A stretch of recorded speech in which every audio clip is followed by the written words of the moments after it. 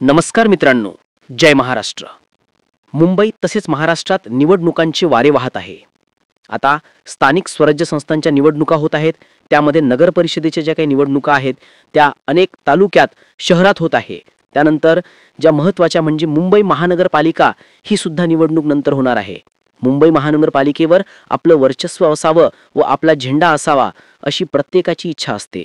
त्यानुसार भाजपा, महाराष्ट्र नवनिर्माण सेना, शिवसेना, शिंदे गट, काँग्रेस, राष्ट्रवादी काँग्रेस यांची स्पर्धा लागलेली असताना एक महत्त्वाचा सर्वे आज आलेला आहे. नक्की मुंबईवर कोणता आणि कोणत्या पक्षाचा झेंडा फडकणार? भाजपा महायुती की ठाकरे बंधू की महाविकास आघाडी? राज ठाकरे यांना सोबत घेऊन सत्ता स्थापन करणार? अतिशय महत्त्वाचा आणि 100% खरा होणारा सर्वे, जे गेल्या अनेक वेळा सर्वे झाले त्यानुसारच महत्त्वाचा मुंबईचा सर्वे आपण आणलेला आहे. 227 जागा या मुंबईतील आहेत आणि त्यामध्ये कोणाचा यामध्ये कस लागणार ते बघणार आहोत. त्यामध्ये पहिला पक्ष आहे अजित पवार यांची राष्ट्रवादी. अजित पवार यांचा पक्ष 2 ते 5 जागांवर किती मुंबईत मजल मारू शकतो, त्यामुळे अजित पवार यांची ताकद सध्या तरी कमी वाटत आहे. त्यामुळे दोन्ही राष्ट्रवादी विभागल्यानंतर शरद पवार आणि अजित पवार यांची ताकद सुद्धा विभागलेली दिसत आहे. त्यानंतर दुसरा पक्ष आहे शरद पवार यांची राष्ट्रवादी. शरद पवार आणि अजित पवार हे एकत्र असताना सुद्धा मुंबईत त्यांना 2 आकडी जागा मिळवता आल्या नव्हत्या. आता तर दोघांची ताकद कमी आहे. सुप्रिया सुळेंकडे कारभार आहे. शरद पवार आणि सुप्रिया सुळे काही चमत्कार करतील का? या सर्वेमध्ये त्यांना किती जागा नेमक्या मिळू शकतात? महाराष्ट्रात शरद पवारांची इतर ठिकाणी ताकद आहे, मात्र मुंबईत त्यांची ताकद तेवढी आहे का? त्यानुसार या सर्वेमध्ये शरद पवारांना नेमक्या मुंबईत किती जागा जिंकता येतील याचा अंदाज बघणार आहोत.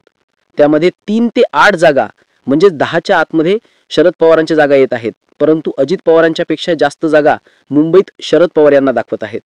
त्यानंतर महत्त्वाचा पक्ष आहे काँग्रेस, राष्ट्रवादी काँग्रेस, ज्या काही महत्त्वाच्या शहरामध्ये अनेक वेळा गेल्या 2 ते 3 वर्षात पराभूत झालेला आहे. मुंबईत अनेक सर्वधर्मीय काँग्रेसच्या सोबत आहेत.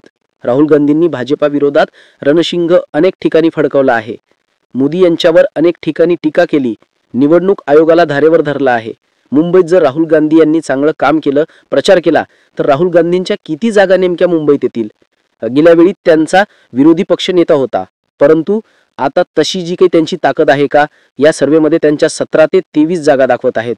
म्हणजे 2 अंकी काँग्रेस 4 जागा मिळवत आहेत, परंतु ज्या काही सत्तेसाठी या जागा पुरेशा आहेत का, की काँग्रेस महाविकास आघाडी सोबत जाऊन सत्तेत बसेल, याकडे सुद्धा लक्ष लागलेलं दिसत आहे. त्यानंतर महत्त्वाचा पक्ष आणि राज्यात सध्या तरी 1 नंबर असलेला पक्ष म्हणजे भाजपा, भारतीय जनता पार्टी. ही निवडणूक कोणतीही असो ती गंभीरपणे घेतली, सर्व तयारी करतात. त्यामुळे भाजपा अनेक कोट्यावधी जी काही रुपया निवडणुकीत लावणार. आणि गेल्या वेळी सत्तेच्या जवळ पोहोचलेली भाजपा, परंतु ठाकरेंनी बाजी मारली आणि भगवा मुंबईवर फडकवला होता. परंतु आता दोन्ही स्वतंत्र आहेत. अजित पवार यांच्या सोबत, शिंदे यांच्या सोबत भाजपा युतीत असताना मुंबईत नेमक्या त्यांच्या जागा किती येतात याकडेही चर्चा सुरू असताना भाजपा गेल्या वेळेपेक्षा जास्त जागा जिंकेल की त्यापेक्षा कमी जागा जिंकेल, या सर्वेमध्ये आपण बघणार आहोत की भाजपा मुंबईवर त्यांचा झेंडा फडकेल का? केंद्रात, राज्यात सत्तेत असलेली भाजपा मुंबईत 58 ते 66 जागांपर्यंत मजल मारू शकते. म्हणजे भाजपाची ताकद या सर्वेमध्ये तरी कमी झालेली दिसत आहे. त्यामुळे पुढील काही दिवसात भाजपा कशा प्रकारे तयारी करते, या एवढ्याच जागा येतील की कमी जास्त होतील, याकडे सुद्धा लक्ष लागलेलं आहे. त्यानंतर महत्त्वाचा पक्ष म्हणजे एकनाथ शिंदे यांचा शिंदे गट. शिंदे गटाकडे अनेक माजी नगरसेवकांचा ओढा ठाकरेंकडून आला. अनेकांनी निधीसाठी, तिकिटासाठी शिंदेची दाल ठोठावली. मात्र मुंबईत शिंदे यांची ताकद आहे का? जसं ठाण्यात त्यांना महत्त्व आहे तसं मुंबईत त्यांची ताकद आहे का, हे सुद्धा विचार करण्यासारखी गोष्ट आहे. त्यामुळे शिंदे गटाकडे पक्षाचं चिन्ह असलं तरी मुंबईत मात्र ठाकरे यांचाच आवाज असतो. त्यामुळे एकनाथ शिंदे यांना मुंबईत नेमक्या किती जागा येतील असा अंदाज व्यक्त करण्यात आला आहे. तो या सर्वेमध्ये त्यांच्या जागा 11 ते 16 म्हणजे अतिशय कमी जागा सत्तेत असून सुद्धा दिसत आहेत. म्हणजेच 50 ते 55 जणांनी, माजी नगरसेवकांनी प्रवेश करून सुद्धा शिंदे मुंबईत अपयशी ठरताना दिसत आहेत. त्यानंतर पुढील महत्त्वाचा पक्ष आहे शिवसेना, उद्धव ठाकरे यांचा संघर्ष आणि सोबत निष्ठावंत शिवसैनिकांची साथ.